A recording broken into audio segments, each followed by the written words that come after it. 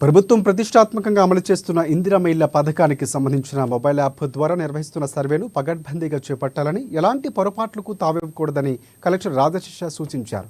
Adilabad rural మండలంలోని చాందాటి municipal పరిధిలోని చిలుకూరి లక్ష్మీనగర్ కాలనీలో క్షేత్రస్థాయిలో సర్వే ప్రక్రియను ప్రారంభించారు.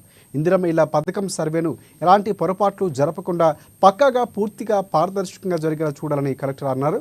ఇక లబ్ధిదారుల వివరాలు సర్వేయర్లు క్షేత్రస్థాయిలో పరిశీలిస్తూ మొబైల్ యాప్ ద్వారా ఆన్లైన్లో నమోదు చేస్తున్న విధానాన్ని పరిశీలించి పలు సూచనలు చేశారు. స్వయంగా దరఖాస్తుదారుల ఇళ్లను సందర్శించి వివరాలు అడిగి తెలుసుకున్నారు. సొంత స్థలం కలిగి ఉన్నారా, ప్రస్తుతం నివాసం ఉంటున్న ఇంటి యజమాని ఎవరు, పాత పెంకిటింట్లో ఉంటున్నారా లేక పక్కా గృహమా అనే వివరాలు కూడా ఆరా తీశారు. నివేశన స్థలాలకు సంబంధించిన ఏ విధమైన ధృవీకరణ పత్రాలు ఉన్నాయా తదితర అంశాలను పరిశీలిస్తూ మొబైల్ యాప్లో వివరాలు నమోదు చేయించారు. ఒక్కో దరఖాస్తుదారుడి వివరాలు నమోదు చేసేందుకు ఎంత సమయం పడుతుంది, రోజుకు సగటున ఎన్ని కుటుంబాలు వివరాలు నమోదు చేస్తున్నారనే అంశాలపై కూడా ఆరా తీశారు. ప్రభుత్వ మార్గదర్శకాలను పాటిస్తూ పొరపాట్లకు తావు లేకుండా వివరాలు సేకరిస్తూ ఆన్లైన్ యాప్లో నమోదు చేయాలన్నారు.